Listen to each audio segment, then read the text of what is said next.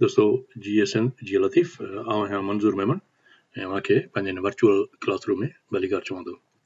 दोस्तों ही असांजो मैथमेटिकल इक्वेशंस जो पार्ट नंबर 9 लेक्चर आहे ऐं गुज़िरियल लेक्चर में पार्ट 8 में ऐं पार्ट 7 ये ॿ जेके हुआ असांजा लेक्चर उनमें असां पॉलिनॉमियल्स जे बारे में सिखियोसीं ऐं इहा सम्झण जी कोशिशि कईसीं पॉलिनॉमियल छाखे चइबो आहे ऐं पॉलिनॉमियल जूं डिग्रीज़ छा हूंदियूं आहिनि उन जे बारे में असां वज़ाहत कईसीं।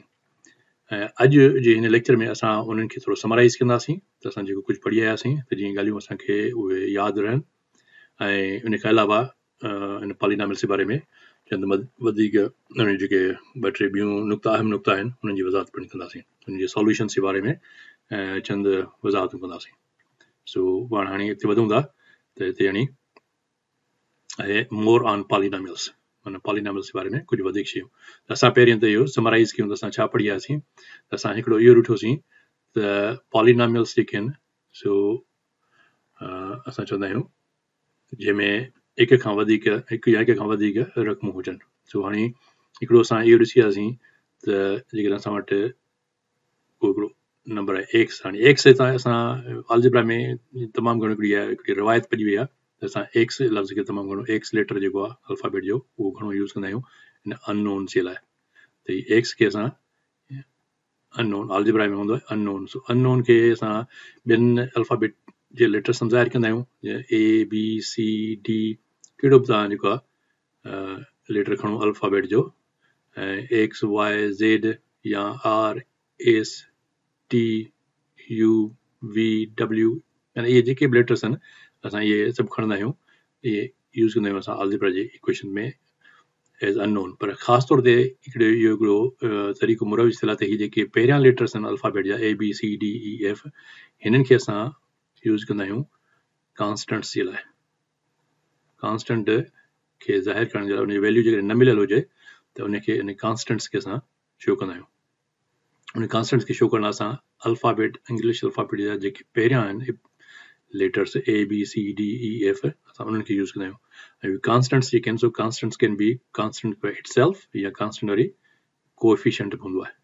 ऐं असां इहे पढ़ी आया आहियूं त कोएफिशिएंट असां उनखे चवंदा आहियूं जेको उन फिज़िकल क्वांटिटी सां मल्टीप्लाई थियल हुजे त उनखे कोएफिशिएंट चवंदा आहियूं। त इन्हनि कोएफिशिएंट्स खे असां हमेशह अलजेब्रा जे इक्वेशन्स में ABCD सां इन्हनि सां ज़ाहिर कंदा आहियूं।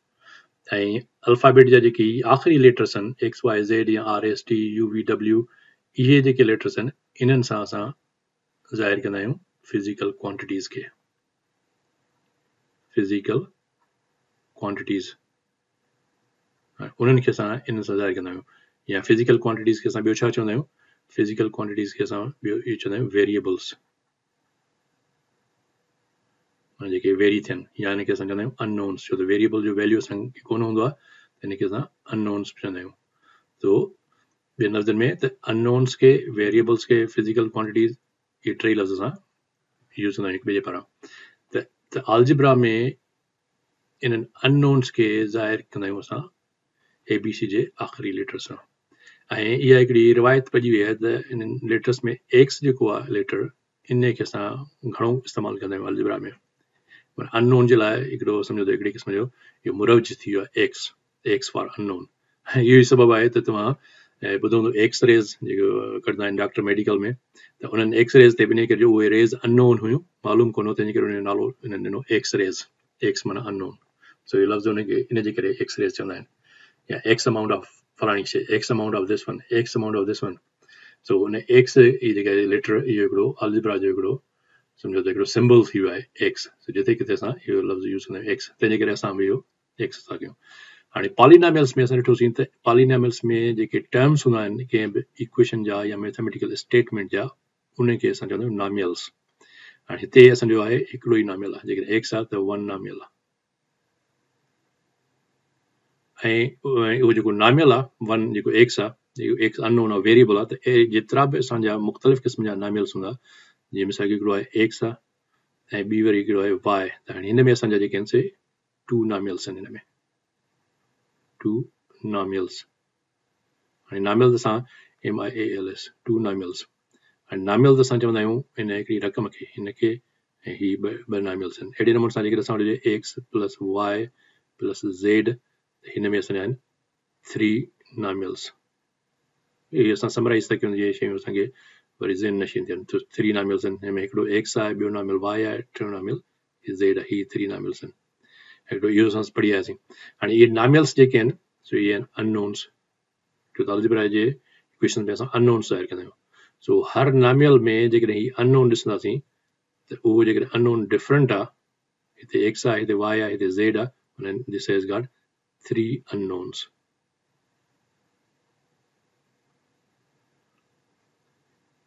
ऐं जेकॾहिं हिकिड़ी इन में असांजा आहिनि 2 unknowns. सो इहो नुक़्तो नशीन करणु घुरिजे त unknowns जेके आहिनि हिन में केतिरा आहिनि। त हिन नॉमिनल पर हिकिड़ो जेकॾहिं मां नॉमिनल ॿियो थो लिखां पॉलिनॉमियल, हिकिड़ो थो लिखां 2x square plus x plus 3। त हाणे ही हिन में जेको असांजा हिकिड़ो नॉमिनल ही आहे, हिकिड़ो नॉमिनल ही आहे, हिकिड़ो नॉमिनल ही आहे। हाणे हिन में त 3 नॉमिनल्स आहिनि, त असां लिखंदासीं त हिन में 3 नॉमिनल्स आहिनि। 3 नॉमिनल हिकिड़ी असांजी आहे एक्सप्रेशन, पर हिन में जेके अननोन्स घणा आहिनि। त हाणे तव्हां ॾिसंदो अननोन त आहे x, हिते बि x ई आहे, x आयो 2 दफ़ा आहे, पर अननोन हिन में सिर्फ़ु 1 अननोन आहे। इहो नुक़्तो यादि करणु घुरिजे त असां एक्सप्रेशन खे ॾिसी असां इहो ॿुधाए सघूं था त हिन में अननोन्स घणा आहिनि। हालांकि ही 3 नॉमिनल इक्वेशन आहे जंहिंखे असां ट्राइनॉमिनल्स बि चवंदा आहियूं। त हिन ट्राइनॉमिनल में असांजो अननोन्स घणा आहिनि, हिन में अननोन असांजो हिकिड़ो आहे। पर हिकिड़ी जेकॾहिं मां ॿी इक्वेशन थो लिखां, सपोज़ कयो लिखां थो x square plus 2xy plus 3। हाणे हिन में जेको आहे सो ही असांजी ट्राइनॉमिनल आहे, छो त हिन में 3 रक़मूं आहिनि ट्राइनॉमिनल। पर अननोन्स हिन में घणा आहिनि, हिन में अननोन असांजो हिकिड़ो x आहे, सो उहो अननोन साॻियो हिते बचे थो, ऐं ॿियो अननोन असांजो y आहे। हे 2 ऐं 3 ही कोएफिशिएंट्स ऐं कॉन्स्टेंट्स इहे त हिते 1 आहे, उहे त असांखे मिलियल हूंदा आहिनि। सो हिन में असांजा आहिनि 2 अननोन्स। सो असांखे इहो सिर्फ़ु इन जे करे था सिखूं त जीअं असांखे हिन इक्वेशन्स खे जॾहिं असां अलजेब्रा जेके ॾिसंदासीं त उनखे ॾिसी करे असां ॿुधाईंदासीं, यकदमि असांखे ख़बर पइजी वञे, उन सुञाणप करे सघूं त ही जेके आहिनि हिन में घणा अननोन्स आहिनि ऐं ही घणनि नॉमिनल्स जी आहे, ऐं हिन में घणियूं डिग्रीज़ आहिनि, त उहा असांखे सॼी ख़बर पइजी वञे। सो हिकिड़ो त इहो नुक़्तो असांजो समराइज़ कयोसीं। ऐं इन खां अलावा वरी ॿियो नुक़्तो जेको असांजो इहो डिग्रीज़ जे बारे में, सो हिनखे ड्रायूंसि था। हाणे वरी डिग्रीज़ जे बारे में, जेतिरियूं डिग्रीज़ हूंदियूं ओतिरा हुन में टर्म्स उन खां हिकिड़ो वधीक हूंदा। ऐं ॿियो वरी हाणे अहम नुक़्तो हाणे असां चऊं था सॉल्यूशन्स ते, त डिग्रीज़ मां असांखे छा थी ख़बर पवे त जेतिरो पॉलिनॉमियल जी जेके डिग्रीज़ आहिनि उनजे सॉल्यूशन सां कहिड़ो वास्तो आहे। त इन जे लाइ ॿियो अहम नुक़्तो इहो वज़ाहत करे था छॾियूं त जीअं उहो क्लियर थी वञे, त पोइ अॻिते हली जॾहिं असां इक्वेशन सॉल्व कंदासीं त असांखे यकदमि ख़बर हूंदी त हे घणा पॉलिनॉमियल्स आहिनि, हिन जूं डिग्रीज़ केतिरियूं आहिनि, ऐं हिन जा सॉल्यूशन्स जेके आहिनि सो उहे केतिरा हूंदियूं। हाणे असां वरी अचूं था हिकिड़ी लास्ट पॉइंट आहे सॉल्यूशन्स जी। Solution set of a polynomial equation. माना का पॉलिनॉमियल इक्वेशन आहे उनजो जेको सॉल्यूशन सेट आहे उहो असां छा खे चवंदा आहियूं।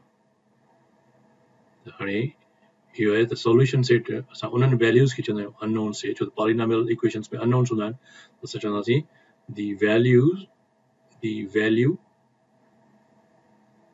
आर वैल्यूज़, हिक खां वधीक वैल्यू थी सघंदा, the value of an unknown या अननोन्स। उन इक्वेशन में हिक खां वधीक अननोन थी सघंदा, ऐं हिक हिक अननोन जा हिक खां वधीक वैल्यूज़ थी सघंदा। उहो छा ते थो डिपेंड करे त उहो असां अॻिते हली हिन खां पोइ ॿुधायां थो तव्हांखे। त value of an unknown in a polynomial equation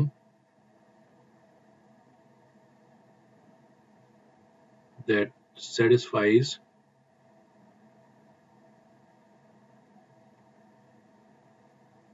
the equation is called the solution set. Solution set of polynomial polynomial equation यानी उन्हें पॉलिनोमियल इक्वेशन जो उनके साथ सॉल्यूशन सेट चवंदा आहियूं उन्हनि वैल्यूज़ के जेके उन इक्वेशंस खे सेटिस्फाई कनि तो ये क्लियर थी वियो त सॉल्यूशन सेट में छा के चइबो आहे हाणे हिकिड़ो इन खां पोइ वरी हाणे असां चऊं था कुझु की पॉइंट्स ते जेके चंद की पॉइंट्स जेके उनखे सम्झण जी कोशिशि कयूं पॉलिनोमियल्स जे बारे में ऐं इन सॉल्यूशन सेट्स जे बारे में त हाणे असां अॻु में पढ़ी आहियूं त जेतिरो उन जे मथां पावर हूंदो आहे कंहिं पॉलिनोमियल जे हाणे सपोज कयो हिकिड़ो पॉलिनोमियल आहे असांजो एक्स हाणे एक्स जे मथां हिते कुझु कोन्हे त असां सम्झंदा आहियूं पावर 1 आहे ऐं ॿियो वरी असांजो पॉलिनोमियल हिकिड़ो सिंगल नॉमियल आहे त हिन मथां पावर 2 आहे ऐं हिन मथां हिकिड़ो पावर 3 हुजे त हिननि जा सॉल्यूशंस कीअं हूंदा आहिनि त इन जे लाइ इहो हूंदो आहे त जेतिरो पावर हूंदो कंहिं बि पॉलिनोमियल जे मथां हिते पावर 1 आहे त हिन जा जेके आहिनि सो will have one solution set ऐं हिन में दिस इक्वेशन इन पॉलिनोमियल में जेकॾहिं असां वटि हुजे x इज इक्वल समथिंग हुजे x is equal to what त हिते जेको बि हुजे ऐं हिन में x स्क्वायर आहे त this will have two solution sets माने सॉल्यूशन सेट में टू नंबर्स हूंदा ऐं हिन में जेतिरो पावर 3 आहे त हिन में सॉल्यूशंस हूंदा हुन जा 3 सॉल्यूशंस माना 3 वैल्यूज़ हूंदा जेके इन इक्वेशंस खे सेटिस्फाई कंदा जंहिंमें पावर एतिरो हूंदो तंहिंजे करे जेकर हाणे हिते असां हिन खे मां ड्राहे वरी हिते लिखां थो ॿी इक्वेशन में सिंगल पॉलिनोमियल हाणे बायनोमियल था लिखूं हाणे जेकर मां लिखां थो x प्लस वाई स्क्वायर ऐं जेकर ॿी वरी हुजे x plus y 3x plus y power suppose कयो 6 त अहिड़ी इक्वेशंस में जंहिंजो पावर तव्हांखे जेतिरी डिग्री हूंदी उन जो सॉल्यूशन सेट्स ओतिरो ईंदो हिते 2 आहे त हिते असां चवंदासीं हिन जा 2 सॉल्यूशंस हूंदा 2 सॉल्यूशंस ऐं इनखे ड्रायूंसि हिते निकलण सां त जेतिरो पावर हूंदो जेतिरी डिग्री हूंदी हिते त हिन जा सॉल्यूशंस ओतिरा ई हूंदा त हिन जो सॉल्यूशन हूंदा 2 सॉल्यूशंस ऐं हिन पावर 3 आहे त हिन जा 3 सॉल्यूशंस हिन जो 6 आहे त हिन जा हूंदा 6 सॉल्यूशंस सो जेतिरी डिग्री हूंदी उन जा सॉल्यूशंस बि ओतिरा ई हूंदा सॉल्यूशन जेको हूंदो आहे छा हूंदो आहे इहो हूंदो आहे वैल्यू हूंदो आहे values that satisfy the equation that satisfy the equation satisfy the given equation माने जेका इक्वेशन मिलियल आहे उनखे सेटिस्फाई करे त जेकॾहिं 2 डिग्री इक्वेशन हूंदी त उन जा सॉल्यूशन जेका हूंदा ॿ वैल्यूज़ हूंदा हिकिड़ा उन ॿई वैल्यूज़ हिकिड़ो वैल्यूज़ तव्हां वञो उहो सेटिस्फाई कंदो ॿियो वैल्यूज़ बि उनखे सेटिस्फाई कंदो जेकॾहिं इक्वेशन जी पावर डिग्री 3 हूंदी त माना डिग्री ते डिपेंड थो करे त कंहिं बि पॉलिनोमियल जी जेतिरी डिग्री हूंदी it will have those many number of solutions इहो निकितो जो की पॉइंट जेको मां तव्हांखे सम्झाइण पई चाहियो त हाणे हिते असां लिखंदासीं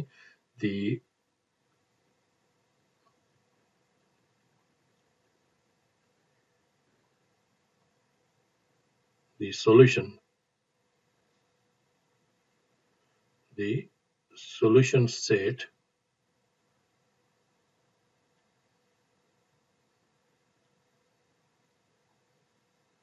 of a polynomial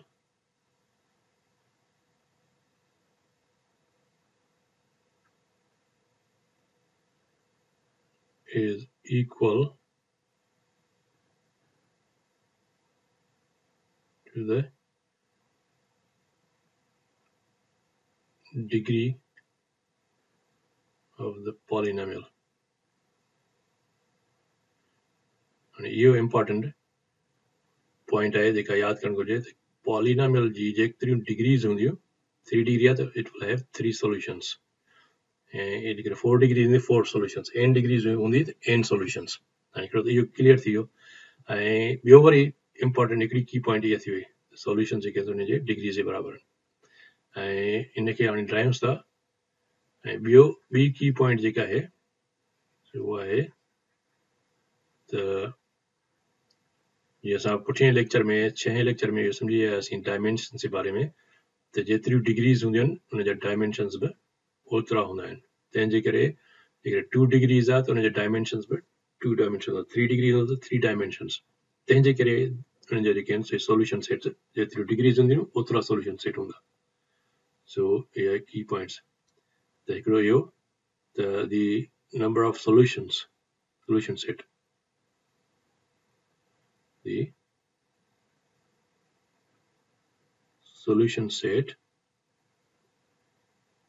of a polynomial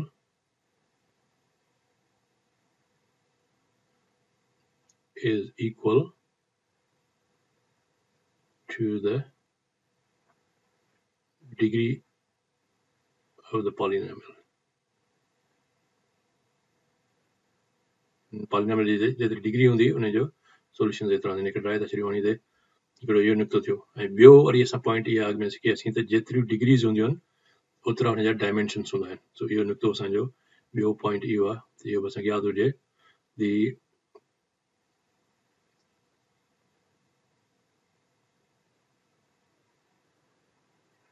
degree of a polynomial छा खे थी ज़ाहिर करे the degree of a polynomial indicates the number of dimensions.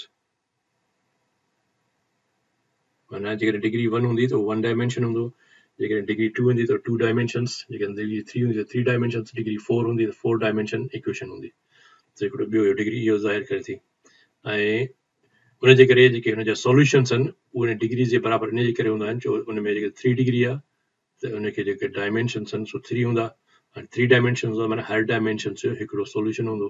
तंहिंजे करे उन जी जेतिरी डिग्रीज़ हूंदियूं आहिनि उन जा डायमेंशन्स बि उन डिग्रीज़ जे हिसाब तॾहिं ओतिरा ई हूंदा आहिनि.